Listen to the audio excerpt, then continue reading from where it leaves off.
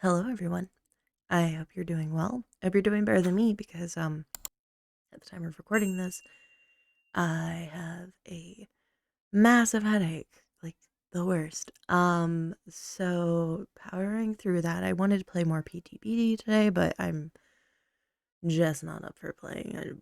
I want to go back to sleep, so instead I'm going to take 7 minutes and I'm going to go through this survey. If you're not aware, every time there's a PTB, they do collect player feedback through a survey, and it's something that I enjoy every time because surveys are fun. And I thought, I don't normally do this, but I was like, hey, what if I record me doing the survey and kind of talk about some of my thoughts along the way? So here we go. Have you played a match in the following circumstances? With boon totems present, yes, as both. Where the hatch or key was used, yes, as killer. Where the trapper was used, yes, as both. Where spirit, yes, as both. Deathslinger, both. And plague, both. Have you played as the new survivor? Yes? Have I? I'm gonna say yes because I've played with her new perks, but I literally just leveled her up and got them on Nancy. But I'm pretty sure they're gonna ask about perks if I select yes, versus if I select no, they're not gonna ask my opinion about the perks. Um, what is your relationship to the Dead by Daylight developer patch notes? Um, I fully read them for most new updates. It's kind of my role now as a content creator. Which style of updates do you typically prefer? Updates that focus on a few things but make significant changes to those gameplay elements. Example, full killer reworks, new gameplay content, major visual changes, etc. Or updates that cover a wide variety of things without significant new content, more subtle changes across many killers, general balancing across many add-ons and perks. Ooh, okay. Um, Good question. Which do I prefer? I think I think this gives us better quality of update. They kind of did a mix of both for this patch, actually, which is kind of funny that they have this as a question. Um, this I think gives you higher quality of change, but like this gives you more impactful change. And I think I'm slightly more on the quality. I would rather get kind of like how we do it today, where it's a few big changes. But I hope that doesn't mean that like the little stuff goes oversight. Like that, I don't know. Maybe like eh. Like I'm just very slightly over here. Anyway, all right. As killer, the following are meant to examine your experience with boon totems while playing as killer. You experience them from both perspectives. Please consider the killer experience while responding. Okay, to what extent the following is true? Boon totems are fun to play with as the killer. Um, a little bit. The I think Shadow Step is more fun to play against as killer. You definitely have to pay a little bit more attention. Mind games kind of go out the window. You definitely have to change the way you play a little bit with Circle of Healing as well, but I don't think it's as fun of a counter. Boon Totem gameplay is fair for both roles. Yeah, I think mostly. I think there's like a couple very small tweaks that need to be made, but like as killer, I really didn't have an issue with them. How much effort do you spend in a match doing the following? Worrying about active boon totems. Ugh. Oh, I'm almost between none at all and a little bit. I'm gonna put a little bit because there was one spirit match that I had where I was testing out one of her new add-ons where you break a pallet or a wall. So I sent myself to the game because I was like, give me the most pallets. To like recharge her haunting. And it was all Michaela's, and of course they all had Circle of Healing, and because it's a small two-story map, the totems overstacked. And so that was the only one that I really was like, I need to get rid of these totems. But also I feel like the fact that it can stack with other instances of itself is just broken and that should be nerfed, period. And if that were the case, then I wouldn't have an issue with that game at all. So like that's where I'm like, none at all. Like, but a little bit, yeah. Otherwise, like my other games, I literally didn't care that they had boon totems. They didn't really impact me. Um, how often do you spend imagining falling actively hunting for boon? Not at all. No. If anybody's doing this, they're wasting a lot of time that they don't need to do. To what extent do you agree or disagree with the following? Boon totems increase how much stress I experience as a killer during a match. I strongly disagree. It didn't stress at all. Okay, let's take that one spirit on the game. Let's go ahead. We'll bump it up to somewhat disagree because yeah, that's the stacking with instance of itself again broken. Boon totems provide the killer with a variety of strategic opportunities. No, not really. Somewhat disagree, strongly disagree. Like this just seems like a not applicable. Like what strategic opportunities? Oh, you know what? Actually, okay. Hold on. Somewhat agree. Let me talk through this. The thing that I found out that happened is, for one, people really struggle finding totems in general. So once they found a totem they could bless, they didn't really seek out other totems much. Anytime you would snuff that one, like if I'm in a chase and I happen to down someone nearby, I just go snuff it. They would just re-bless the exact same totem over and over again. And once I caught on to that pattern in the games, which happened pretty early on typically, um, that the strategy of just snuffing it and then being able to go back to the totem and catching them off guard was so easy. And it was almost, I don't know if it was like a different strategy. It was kind of like basically if like you had Devour Hope and they found it and they just kept going back to trying to cleanse it and you just kept getting them. It was basically like that. Um, Boon totems distract me during gameplay, and not at all. No. Boon totems provide me with an interesting gameplay element. Neutral. The Shadow Step does. I actually found Shadow Step really fun to go against. Circle of Healing got a little bullshit occasionally, not like terribly so. I wasn't mad about it. Shadow Step was actually like really fucking fun to go against. I perceive boon totems as a significant threat to my success as a killer now. I was doing fine. I had every single player running boon totems, and I was still 3 and 4King every fucking match. Like they're fine. I want to see more boon totem perks in Dead by Daylight. Yeah, I think that would be pretty fun. Um, I'm torn on like what other effects they could possibly make, and I wouldn't be opposed if they made existing like general perks into boon totems. That actually wouldn't be terrible. Um, let's see, which best describes your strategy surrounding boon totems as the killer. If I see one, I will consider removing it.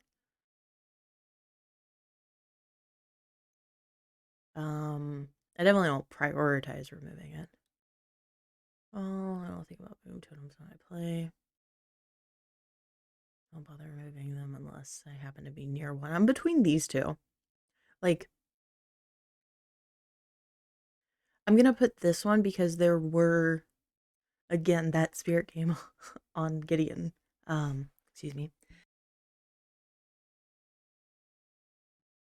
That spirit game on Gideon.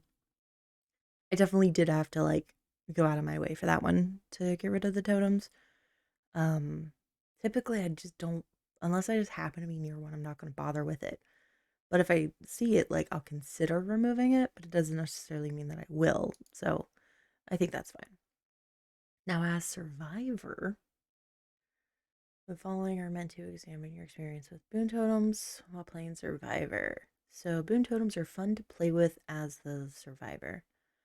I'm between somewhat and mostly. They're I'm gonna go with I'm gonna go with hmm trying to think. Circle of Healing's boring.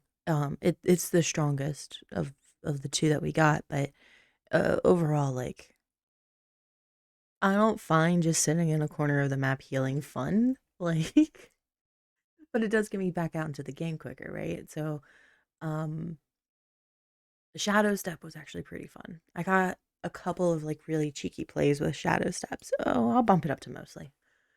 Um, Boon Totem gameplay is fair for both roles. Again, mostly. I think there's just really small tweaks that need to be made. To what extent do you agree or disagree with the following? Boon totems provide the survivors with a variety of strategic options. Yeah, actually, I think that's more impactful for Survivor than it is Killer. Boon totems provide me with an interesting gameplay element. Somewhat, I guess. I enjoy having a new element to Survivor gameplay. Absolutely. Um, love that for us. Um, I see boon totems as an additional objective for me as a survivor. No, they're still so very optional. I change my gameplay strategy when I use boon totems. Um, yeah, actually, I did a little bit, yeah. And then I want to see more boon perks, please. Yes. Which best describes your strategy when placing boon totems? I place it proactively in a desirable location. I place it reactively in the moment I need its effects. The strongly over here when I have a free moment. Not really desirable location. I think that's like here over there. So desirable location is what throws me off because like I place it immediately, like at the start of the game, just so I have that area and I don't have to worry about it later. Versus reactively because that 14 seconds or more if they throw the hunt is just like gonna eat like your time up. Um, which best describes your strategy when placing boon totems? Place it to benefit myself. 100%. I did not think of my team at all. Which best describes your strategy when placing boon totems? I place it and leave it where it is. I update my placement frequently. I think I ever updated it uh without the killer snuffing it. I think I only ever updated it like once. All right, perk descriptions. So clairvoyance. Clairvoyance activates when you cleanse a totem. When empty-handed, hold the ability button to unlock your full aura reading potential for up to 8, 9, 10 seconds. You see the auras of exit gate switches, generators, hooks, and chests within a 64-meter range. It's a little bit useful. I think so. It's kind of like a Sabo detective's hunch, wake up kind of a deal. You're a walking map. I can see where that would be useful, but I think for most of my gameplay, like I don't need to know where this stuff is. So it's between like not useful at all and a little bit useful, but I'll give it something. Or no, I want them to buff it. I want them to get rid of the empty-handed. Just make it so people can just use it after cleansing a totem. Like, why is empty-handed a whatever? Anyway, Circle of Healing is the one where you have 28 meters and you get like 100% healing bonus speed, and you can also self heal without medikit. This is very useful. Um, I got the most use out of this perk, and then Shadow Step was like there we go. We got a good spread. Not useful at all, very useful, and somewhat useful. What potential does each new perk have to synergize well with other character perks? Um, Clairvoyance has a little chance for synergy. With Open Handed is the only one I can think of, but yeah, it's almost. It definitely has a chance for synergy with Open Handed, so I'm not gonna bump down to like no chances.